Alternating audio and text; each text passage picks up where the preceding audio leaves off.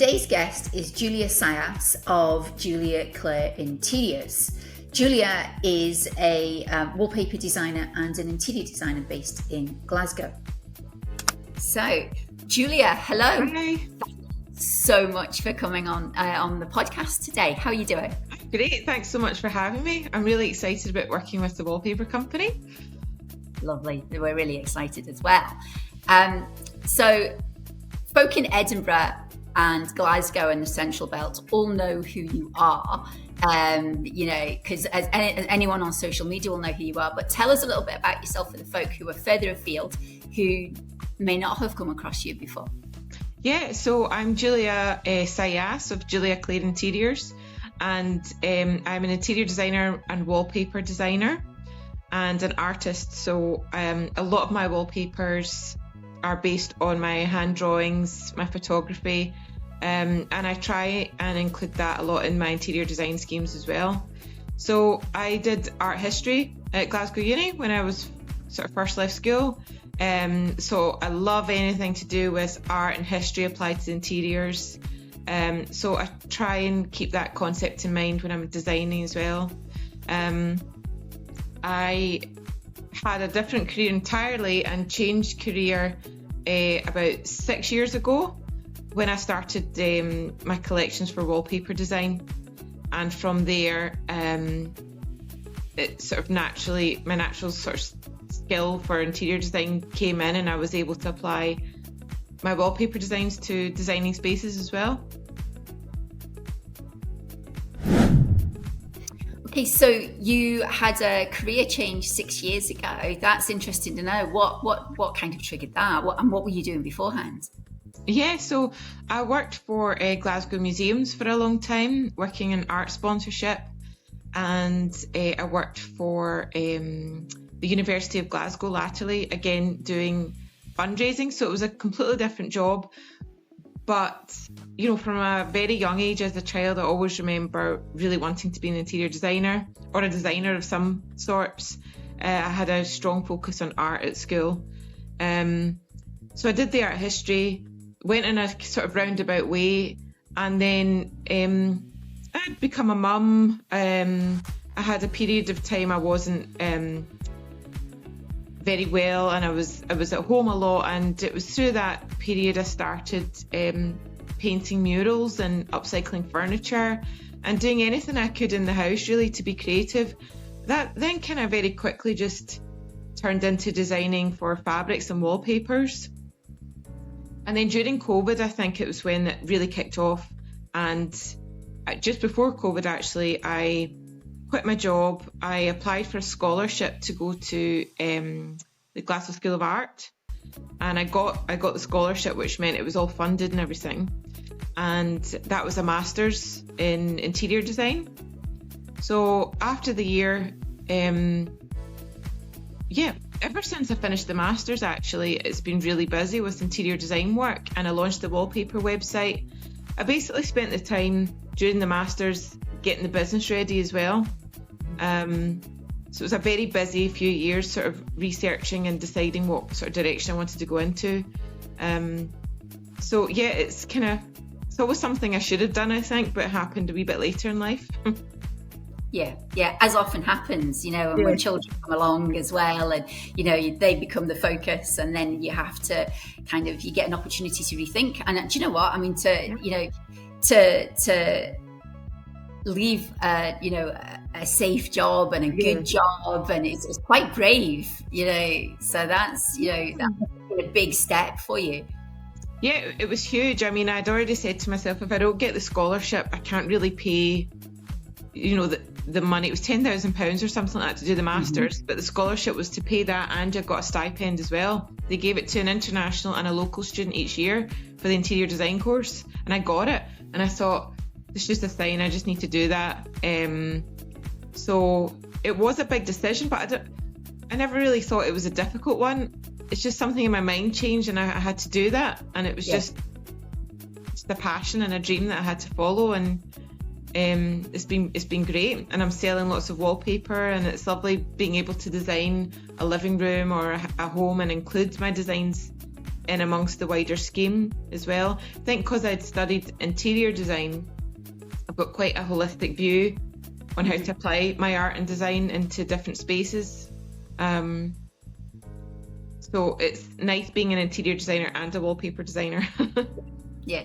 And so the wallpaper design came first. How on earth did you go from being at home and maybe upcycling some furniture to actually designing wallpaper and fabric? What was the process? Gosh. So there was one design, which was my very first design, called Egyptian water lilies. And that started life as a wood panel painting on a triptych that I was painting for a client. And I had beautiful pinks and turquoises and golds, and I just loved the colour. At the same time as that, I had the thought of creating something on a bigger scale, and I was researching where I would get them printed.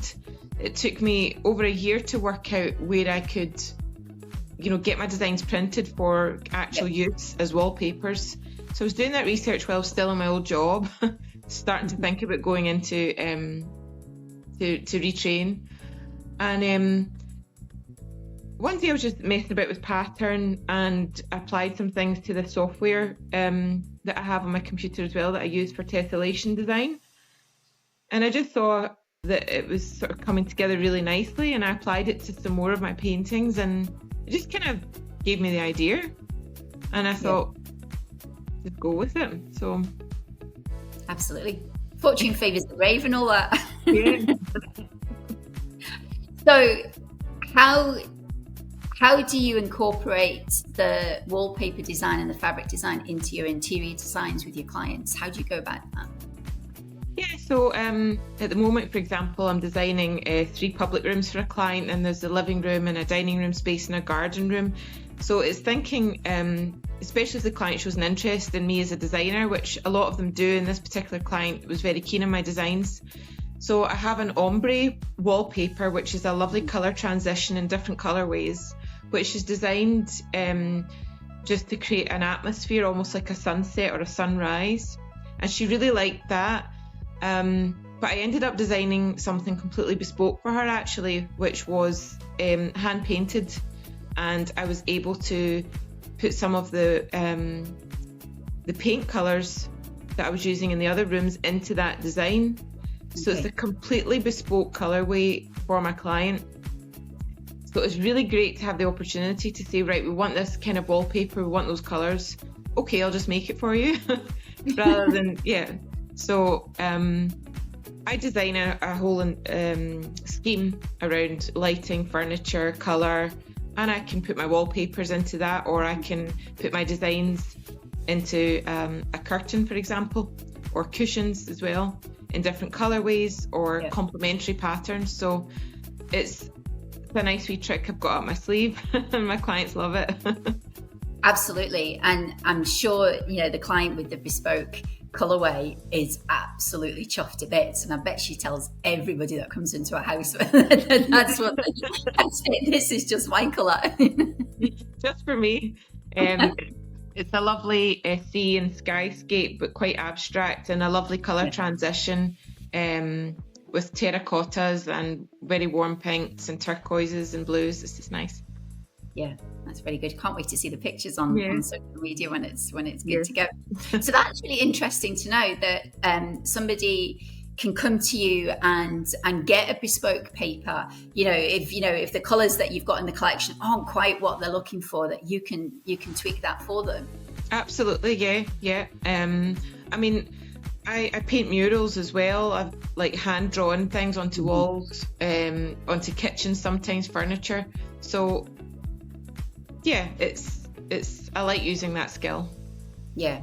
So from the first paper that you designed when you were painting the triptych for the customer, how did it progress into a collection and then another collection? Because you've got several collections under your belt now. So how did that develop? Yeah, I've also got new collections that aren't on the website yet, so having time to do that can be tricky. But yeah, so the Egyptian water lilies became part of a wider collection, and it occurred to me that really what I was designing was inspired by nature. It was quite floral, or there was, colours from the sky, the sea. So I wanted to create a collection which I named Etheria, just a made-up name, but to describe sort of an ethereal sort of feeling, or like a mist. And I guess there's an atmosphere in my first collection that kind of encapsulates that. So there's Egyptian water lilies in that collection. There's a design called Beach, which has got nice sand colours in it. There's olive leaf in that as well. A lot of them are inspired by the Mediterranean as well, and time that I spend in Greece. So Egyptian water lilies, I guess there was other floral motifs that I brought together in a collection of, I think, of about 10 different designs. So that's my first collection, and that's on the website. And I guess they've all got a ethereal quality to them, and nice use of sort of turquoises and calming colourways. I believe strongly in having design that's mood enhancing, so that's kind of what was behind that. Yeah. And you were saying about your inspiration and the sea and Greece. Is there anything else that inspires you for your designs? Because some of the designs are really quite different.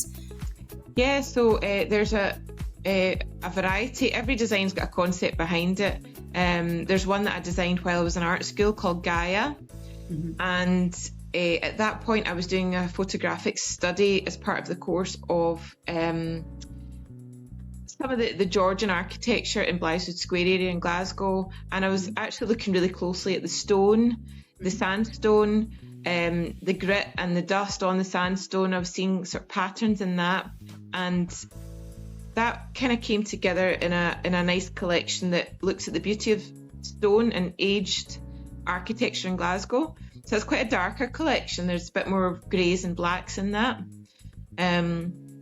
And then there's quite a bright and joyful collection called the Nouveau Botanique, and that's very much inspired by artist designers of the 19th century, like Mucha, and that whole Art Nouveau movement. And you can definitely see that influence in that. Yeah. Yeah, I've used that in my own home, actually. I really like that. And I think with the increased interest in design from that period, like William Morris and things, it's kind of along that sort of historical design. Absolutely. So what big projects are you working on just now? So I've got about a handful of quite large residential projects just now that I'm doing the interior design for, bespoke curtains, wallpapers, soft furnishings. And then into the new year, I'll be starting a commercial project on an old castle in Lanark, Garrion Tower. And my client's looking to transform that into a boutique hotel and wedding venue. So she's quite keen that I include my wallpapers in that as well. So I've already got some ideas with my Beyond Antiquity collection, which is quite soft tones, some taupes and pinks and silvers, maybe for the bedrooms. So I've started to think about that. Yeah, that's really exciting. How, because one of the questions I was going to ask you was how how people hear about you, or how do you find your clients? But that is, that's a particularly special project you're working on. So how did that happen? I'm trying to remember how that happened. You make so many connections on social media as well, and people see what you're doing and they get in touch, or you might, I think I might have contacted them as well. There was a period of about 6 months where we were sort of liking each other's posts, and I was showing interest given the history of it, and I just saw a huge potential to work together, and they did as well. We eventually met. They seemed to really like what I was proposing, and so some things just happen organically, I think, without really planning it too much. And I remember you, I don't know whether it was you or the Garrion Tower actually posted the mood board for, is it the Champagne Bar? Yeah. And I'm very excited about that. So that's going to be a great place to visit. So exactly where is Garrion Tower? Whereabout is it? Yeah, so just as you're coming off Garrion Bridge, there's a big roundabout in the Clyde Valley. Okay. So it's really not far from like Glasgow or motorway. It's straight on the on motorway access. I'm in Busby. It's about 20 minutes from me, so it's a great location for that sort of venue. Yeah, it's going to be gorgeous. It's got a beautiful turret. It's going to have 9 bedrooms, and yeah, the champagne bar. I've got lovely ideas for that and how we create a moody atmosphere in there. And everybody loves a Scottish castle as well. Yeah. I can imagine, when it's open as a wedding venue, then it's just going to be booked out for years in advance, because it's just that magical fairy tale kind of wedding, isn't it? I know. I think they've got a whole list of people lined up to have their wedding there already. I think we're going to go a bit more contemporary in terms of not too much tartan and things, but embracing Scottish design. I guess my designs are Scottish. I'm a Scottish designer, so having wallpaper in the bedrooms, for example, designed by me and the interior designer of the place should be quite exciting, I think. I think so too. And there is so much. There's so much amazing design in Scotland. I think we are really quite spoilt, and it doesn't have to be a stag's head or a bit of tartan. There is so much else going on. Although I love a stag's head, I love a Highland coupe. I just absolutely love a Highland coupe. I'm desperate to get a footstool that's a Highland coupe, but Charlie just won't let me at all. He's just been really mean about it. And I'm going to sneak one into the house one day or something like that, and just hide it behind the chair and just bring it out when I need to use it. I love Highland coupes too. I've got a brown cockapoo called Murphy, and he just needs a pair of horns, and he looks like a. So, tell me a little bit about which projects are your favourite kind of project? I just love working with people, and I love I don't like to sort of impose design upon anybody. I believe it's a highly personable thing, whether or no you know what your taste is or not, or you need a designer to help you find that. I just love connecting with a client and finding out what he or she loves around, their home, what colours they like, what mood they like, and sort of surprising them with a scheme that I kind of get to know my clients. So by the time I'm presenting them with a mood board or a design scheme,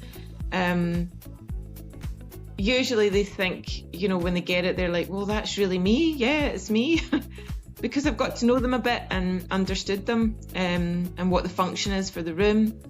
So yeah, I guess working with people and sharing the joy of design with them. Yeah, and I think sometimes people feel that working with an interior designer is maybe like kind of aspirational and maybe out of their reach, and it's something that's going to add a lot of cost to their project. What would you say to people that say that? Yeah, I mean, certainly hiring a designer is seen as a luxury. I mean, it is in a way a luxury to have anybody come in and help you, but I mean, you hire an architect when you're changing the structure. You do hire different professionals for different things, and I think the interior space is one that's used all the time, and it's so important. So my argument's always it should be up there high in your priority list. If it comes naturally to you, great. If you need a bit of help, then I think there's nothing wrong with hiring a designer. It's often a lot more affordable than you think, especially when you're going to be designing the room anyway. Yeah. So a good designer will find things that look great, but also will stand the test of time. They're highly, very good quality. And actually it can be a great way to make best use of your budget and directing you where's maybe a good place to spend money, where's not, what's going to last, what you're going to notice more. So yeah, I guess it's how much you value that space, and for me it's a very important thing is my interior space and how it's designed to work and feel.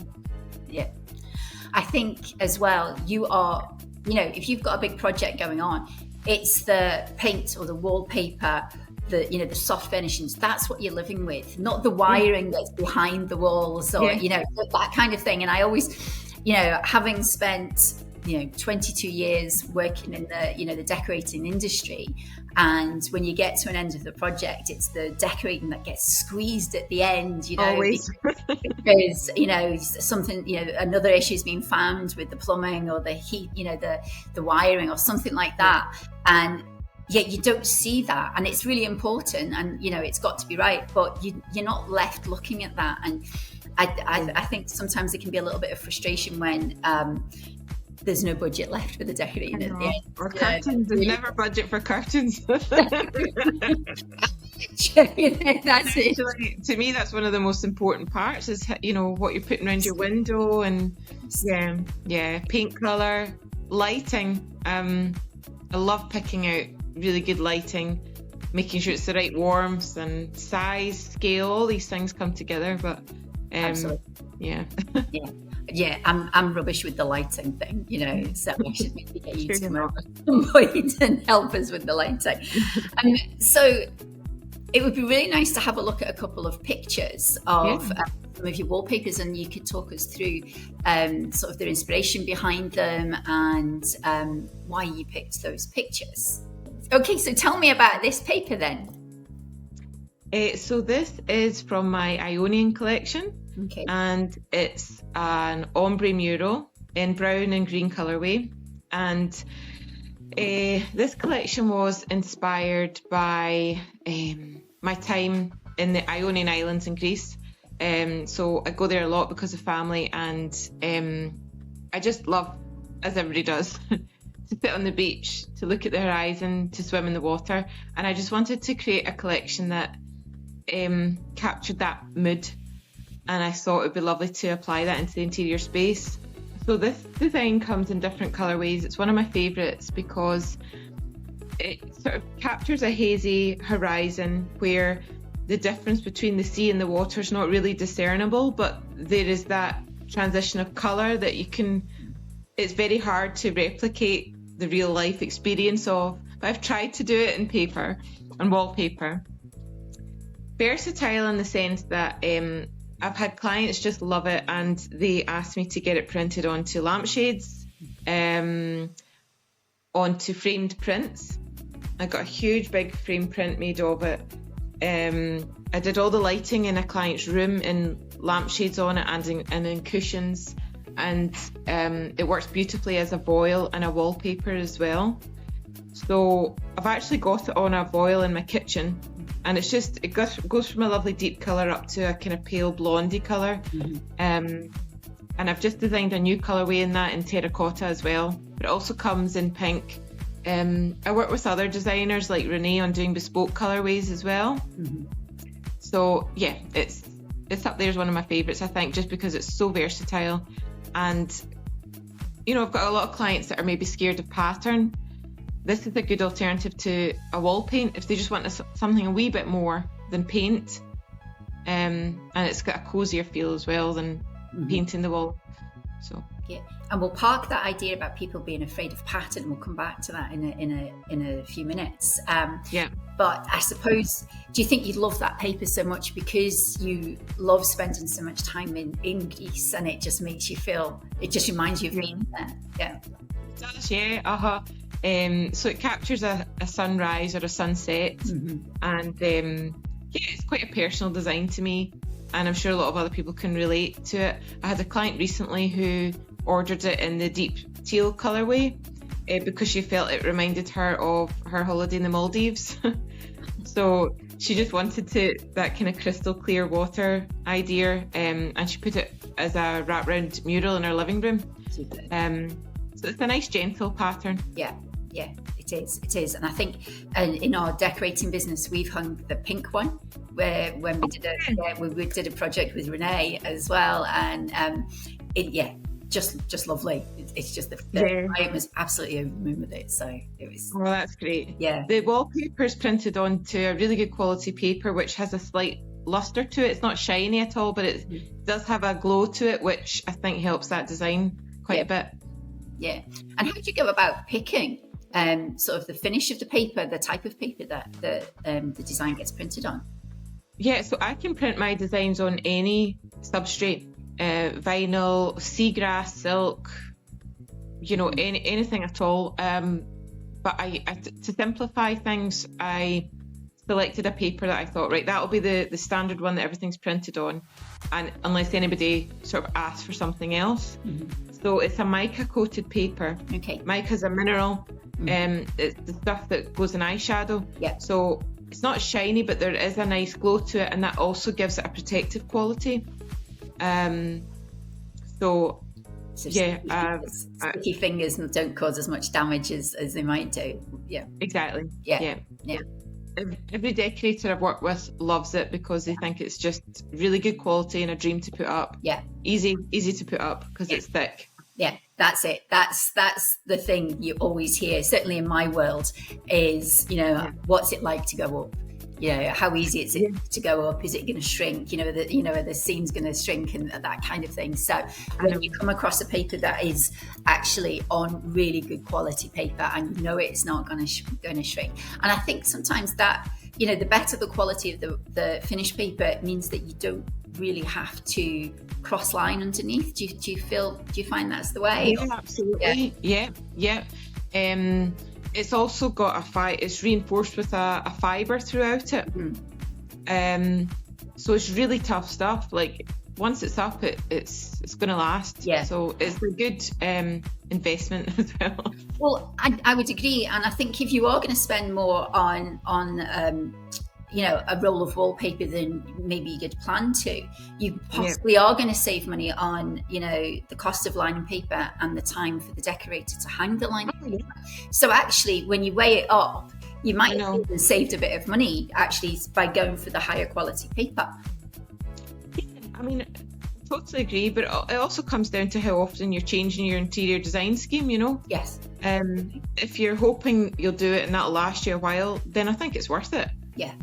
Yeah, and that goes back to using an interior designer again, because an interior designer is going to pick a scheme that's going to last a long time, rather than just following the latest fashion for the latest colour that year. It's something that's going to last in the house, isn't it? Yeah, and I think I'm always mindful of that when I'm designing. I might bring in colours that are trendy in particular designs, but at the basis of the design, I'm trying to keep quite a timeless appeal, so that it's not going to date, Yeah, absolutely. In terms of trends. Okay, that's brilliant. So, do you want to show us your next paper? What papers? What's this called? Yeah, so this is from my Nouveau Botanique collection, which is inspired by art historical styles of Art Nouveau, particularly in Paris, and it's called Parisian Botanique. So it comes in two colourways. What I'm not showing is the sage green and pink. That's a nice light colourway. This one I love because I just love deep teals and purples and burgundies. They're some of my favourite colours in terms of giving a warming mood. So I've put this one up recently in my cloakroom. So it's floral, but it's in a more modern floral because it takes on a geometric design. So in my toilet cloakroom, I've put that up all round, floor to ceiling, because I wanted to create quite a dark ambience and a cosy atmosphere. So I think that's got to be one of my favourites as well. Yeah, absolutely, and I can see why. But that really takes me nicely onto the next question I was going to ask you, because with everybody that I'm going to speak to on the podcast, I'm going to present them with a design and decorating dilemma. And a lot of people that I've certainly spoken to over the years say that they're frightened of pattern, or they're frightened of putting a wallpaper into a small room. So you just said you've put a wallpaper into your cloakroom. So talk to me a little bit about that and about what you would advise somebody if they are frightened of pattern or frightened of will it suit the room? Yeah. Well, first of all, I think, there's no rules other than, listening to yourself, and you either you want to go with a pattern or you don't, I suppose. but don't be put off it because somebody else said. It's about what you want to do. And quite often I think a pattern works better in a smaller room because it's small anyway. The pattern's not going to make it bigger or smaller, neither is the colour. It's the impression you want to give. So yeah, if you want it quite clean and minimal, then maybe a paint colour is best. If you're wanting a more decorative or sort of warm or cosy atmosphere, then I think embrace a darker colour or a pattern. There's ways to lighten that with mirrors and lighting. I've put this design in with old Victorian mahogany woodwork, and brass fittings.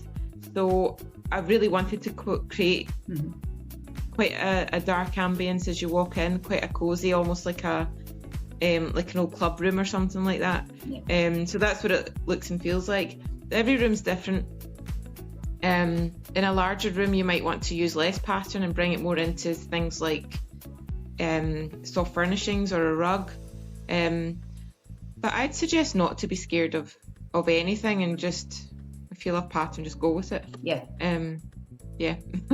No, I'm with you as well. I love pattern, and I can see that in your lovely wallpaper as well. But I also think a small room, is probably a room that you can experiment with, because if you do decide you hate it and it hasn't worked, then you've not bought 12 rolls of wallpaper. So, you've not spent an absolute fortune actually doing that project, and it's not a disaster.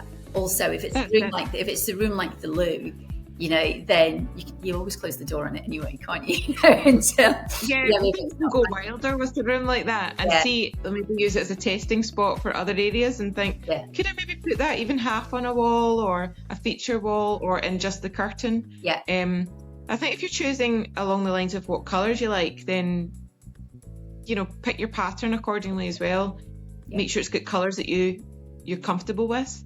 There's certain colours I probably wouldn't put up, but certain colours I would. So that paper's got some of my favourite colours in it, and I think that's why it's one of my favourites. Probably, that's it. It speaks to you. It's your favourite thing.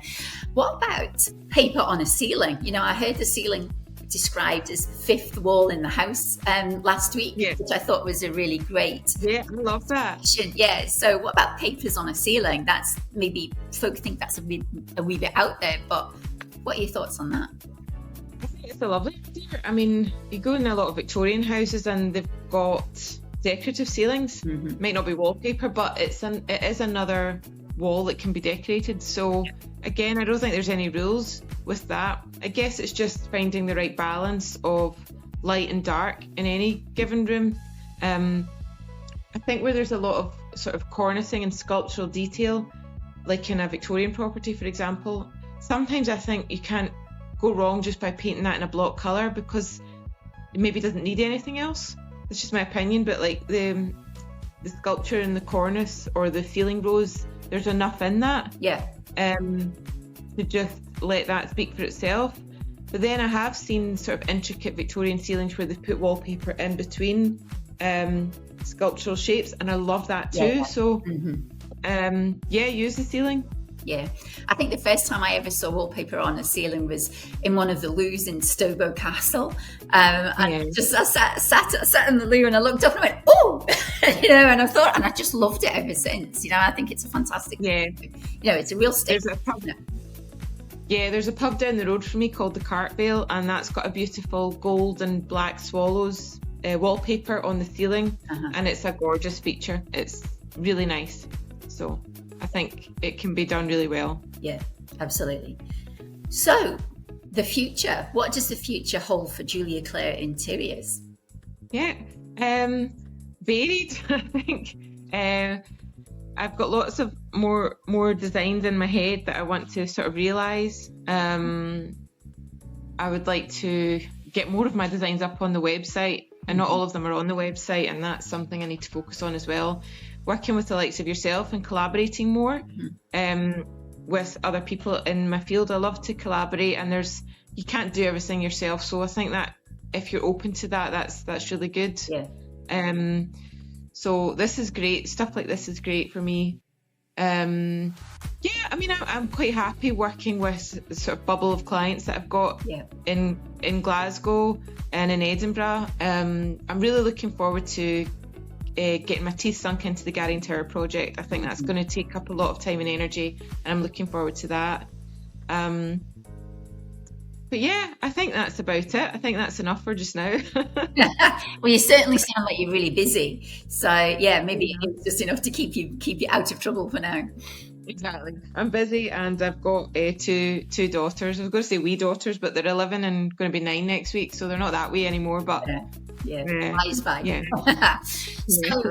So one of the things that I'm asking my designers or sort of my brands to do each month is to donate a prize or an incentive for so, and we were chatting about this yesterday, weren't we? So what would you like to offer the listeners or folk that are watching the podcast? What would you like to offer them for the this month? So from the 10th of November to the 10th of December, we have got a competition going. And tell us about the prize. Great. I'd love to be part of that. So I think I was talking about how my designs can apply to fabric as well as wallpaper, and sometimes it's if you've not got a designer working with you, it's a pain getting cushions made up and things like that. So I was thinking perhaps a pair of cushions maybe in a complementary or the same pattern as the wallpaper that they buy might be a nice prize. Okay, that sounds absolutely brilliant. No, I would be to bits with something like that. I might secretly get Charlie to go and do something and pretend he's not my husband. Order. Absolutely. So that's brilliant. So basically, for the first person that buys some wallpaper, some Julia Clare wallpaper from the Wallpaper Company website, then they will get 2 complimentary cushions to run alongside the wallpaper. Brilliant. That's absolutely. And they can chat to me about what colorway or what what they would put with that if they're not sure, what size, etc. That sounds amazing. That's brilliant. Great. Julia, thank you. Absolute pleasure chatting to you. I've really enjoyed this. Me too. Yeah, and that's the first podcast done, so thank you so much for being my first guest, and we'll catch up again soon. Thank you. That's great. Thanks a lot. It's been a pleasure.